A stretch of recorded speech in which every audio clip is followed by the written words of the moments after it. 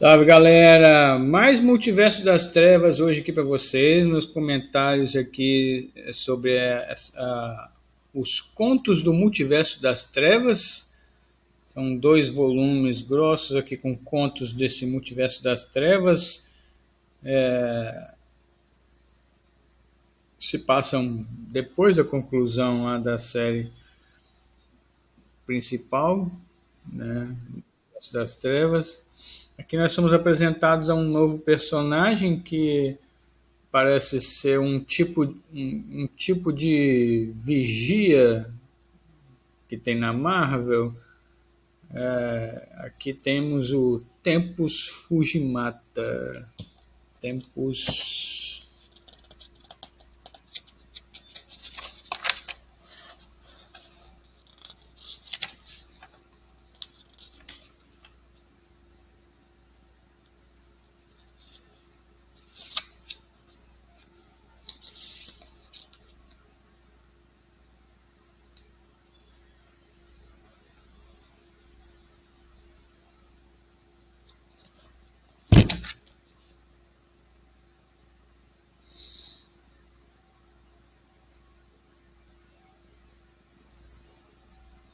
Tempus Fujinauta.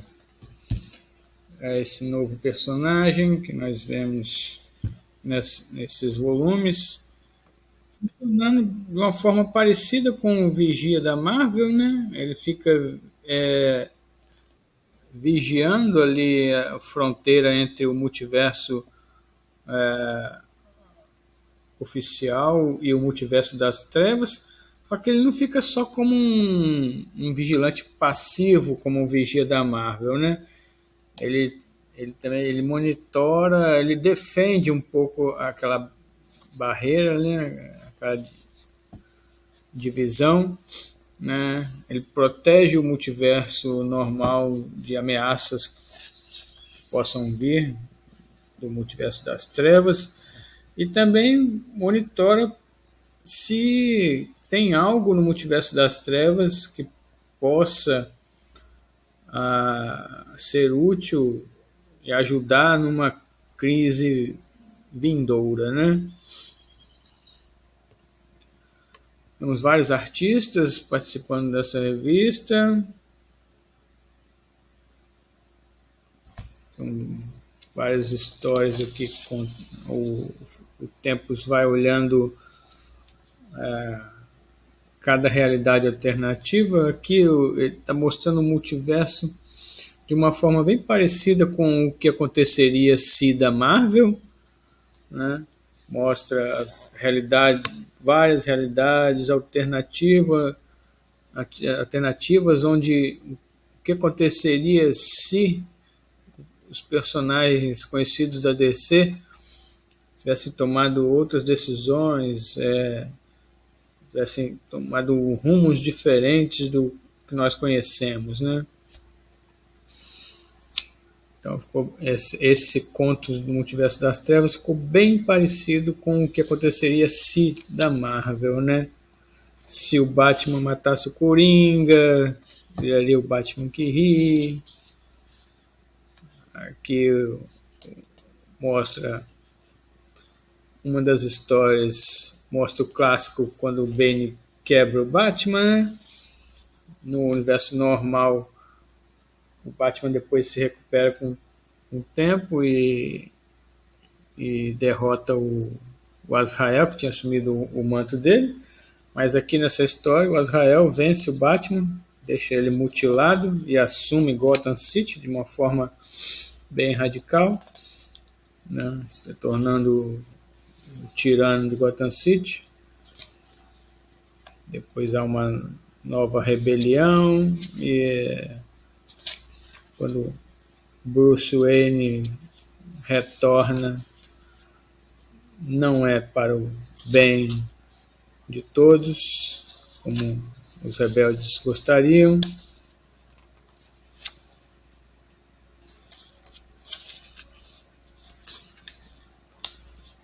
E o Tempus Fujinauta continua a observar. Ele vai para uma realidade onde mostra o clássico A Morte do Superman, né? Quando o Superman é morto pelo Doomsday. Nessa realidade que o Erradicador chega um pouco atrasado no resgate do corpo do Superman, e ele acaba incorporando na Lois Lane, que estava com raiva, muita raiva pela morte do Superman, muita mágoa. Ela culpava até um pouco os outros heróis por não terem ajudado muito. Eles nem podiam também, né? Doomsday era um monstro impossível de ser derrubado, não sei se pelo próprio Superman, né? Como nós vimos mais para frente, Doomsday tinha uma origem kryptoniana também. Aqui nós revemos a cena clássica da Lois, que ela culpa os heróis por não terem estado ali quando o Superman mais precisava. E nesse sentimento vingativo, mais para frente ela acaba se fundindo ao Erradicador. Ela pede para usar o corpo dela como receptáculo e se torna uma super Lois aqui, a Erradicadora. Ela passa a ajudar de uma forma mais radical o mundo, como o Erradicador no universo normal tentava fazer também. Ela chega ao ponto de matar o Lex Luthor, matar o Batman.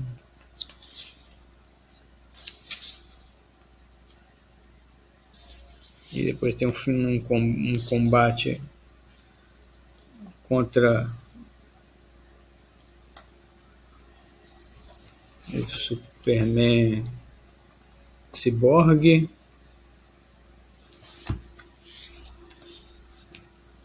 onde ela acaba sem querer matando o Clark, que tinha acabado de retornar, e ela continua como um anjo de vingança lá naquela terra, mais uma vez sem um Superman. Temos outra história aqui mostrando um final alternativo para a Noite Mais Densa, né? No universo normal, a Tropa das Lanternas, quando surge o Anel Branco, a energia da vida, o Sinistro se torna um avatar daquele poder da vida, e depois ele compartilha com outros, criando a Tropa dos Lanternas Brancos. Mas aqui, nessa realidade, ele tenta ficar com poder só para ele. Com isso, o Avatar da Vida é destruído e a Tropa das Lanternas Negras vence. Se espalha pelo universo afora. A morte domina tudo. Os únicos que sobram vivos nessa realidade são o Sinistro, parcialmente metade Lanterna Negra, metade Lanterna Branca. O Lobo, que ninguém consegue matar, e tem uma resistência sobrenatural a qualquer coisa, devido às histórias antigas dele aí. E a Columba está aqui protegida pelos Lordes da Ordem do Caos. Mas eles encontram também o Senhor Milagre, que tinha um plano para libertar a força da vida que estava presa na Muralha da Fonte, para poder restaurar todo o universo. Mas, como é o multiverso das trevas, nem tudo dá certo, né? O Senhor Milagre acaba cometendo um erro no final, e o Sinistro só acaba cometendo outro erro também. E os Lanternas Negros são derrotados, mas a vida que vem depois disso é uma vida baseada no DNA do lobo, uma vida baseada na violência, então, né? A violência, no caos. É um desastre total.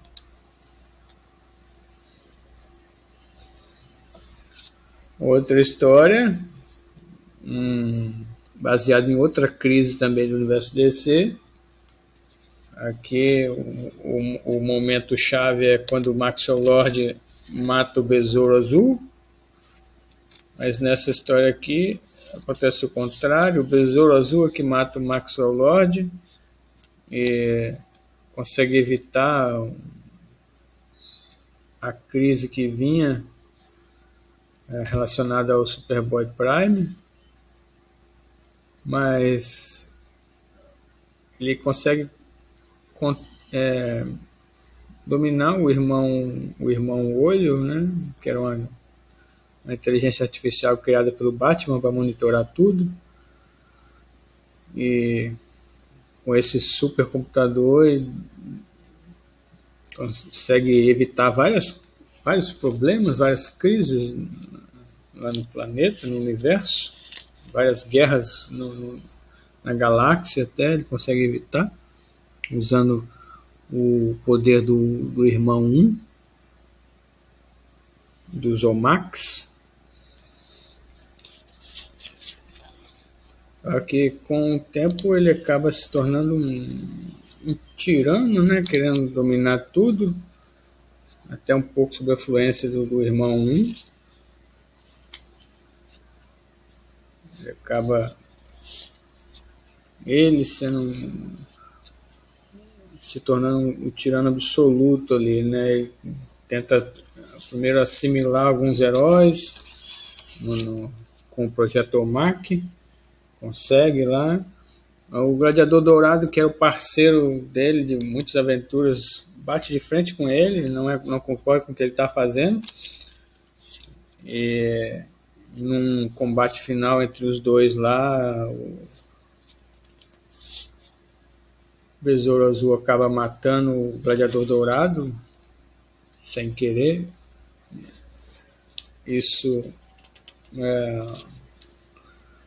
Nisso o irmão 1 convence o Scott a abdicar das emoções, deixar que o computador comande todo o poder que ele estava acumulando ali. E ele aceita, né, no desespero ali. Então o irmão 1 domina totalmente o corpo do Besouro Azul.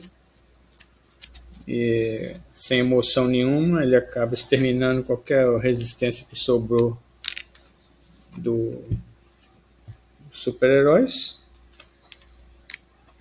Em vez de assimilar como o Scott queria, ele sai exterminando, matando a resistência, eliminando a resistência.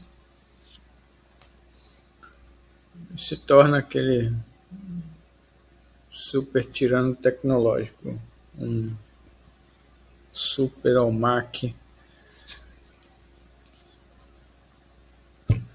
E na outra história, temos um momento clássico dos Novos Titãs, em que a Terra trai os Titãs lá, porque ela estava como uma espiã do Exterminador, né, do Slade Wilson.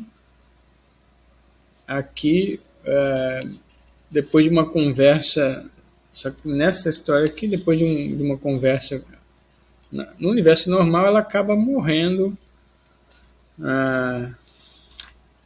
mas aqui ela se rebela contra o Slade Wilson antes do tempo, e com isso ela assume uma nova versão de si, muda o nome de Terra para Gaia, e se torna mais confiante e mais psicopata. Ela assume toda o lado maligno dela mesmo, né? Que ela nunca foi boazinha, né? Ela, primeiro ela mata o Slade Wilson, depois vem contra os Titãs e vai eliminando seus rivais, né, com controle absoluto dos poderes dela.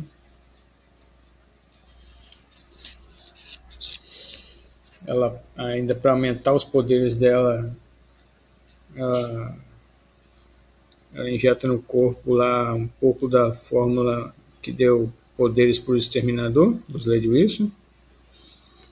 Isso que amplia ainda mais os poderes dela, a ponto dela controlar o fluxo do magma no centro da Terra, controla todos os minerais, não só a Terra em si, até o momento em que o Superman vem, que ela já matou todos os titãs, o Superman vem enfrentar ela enrola o Superman um tempo bastante para reunir todas as kryptonitas do planeta e jogar contra ele.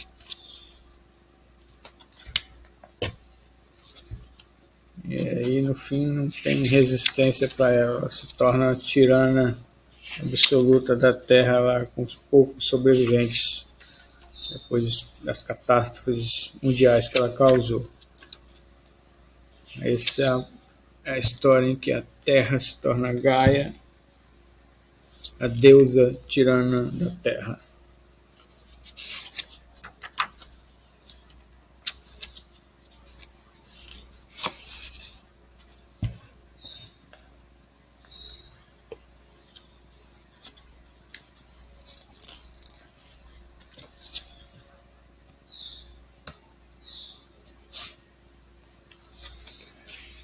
Essas são as histórias dessa edição.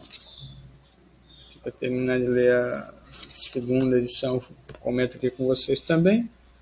Lá no Instagram, eu vou deixar a sinopse básica que vem na contracapa da revista e algumas imagens.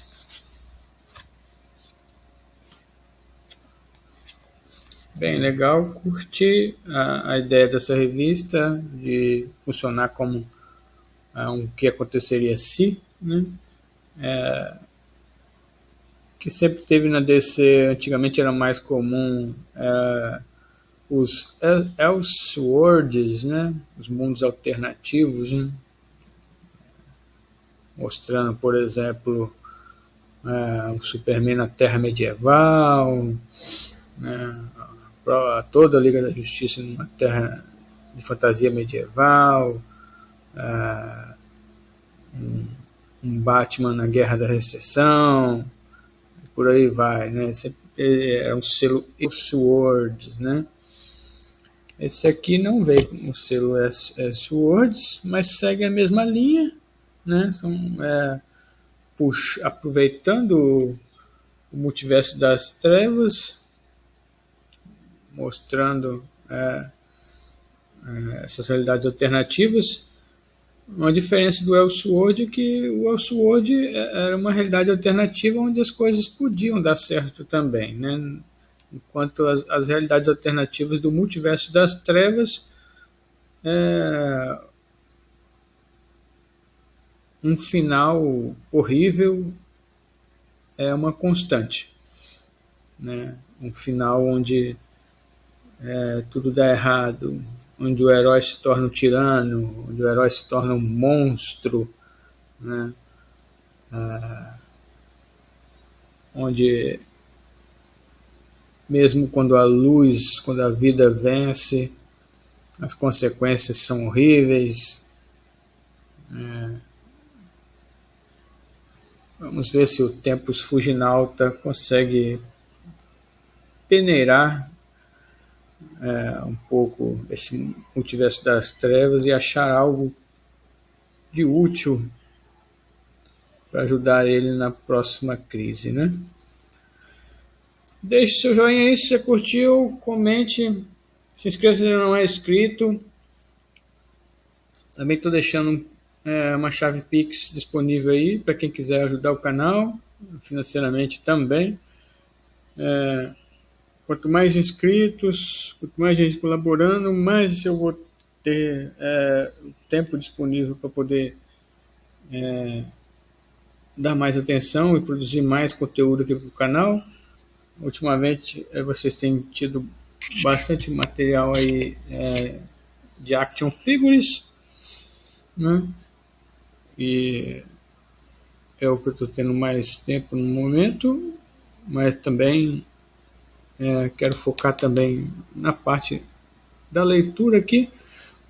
Geralmente no Instagram eu mostro o que eu já li, né? E aqui eu faço alguns comentários a mais. Faço talvez alguma comparação também. Também coloco aqui um box das revistas que chegam, né? E também vocês podem ver aí pelo canal vídeos sobre séries que eu curti, as Actions que eu já falei, e outras peças de coleção que eu tenho aqui. O RPG também é uma constante aqui no canal.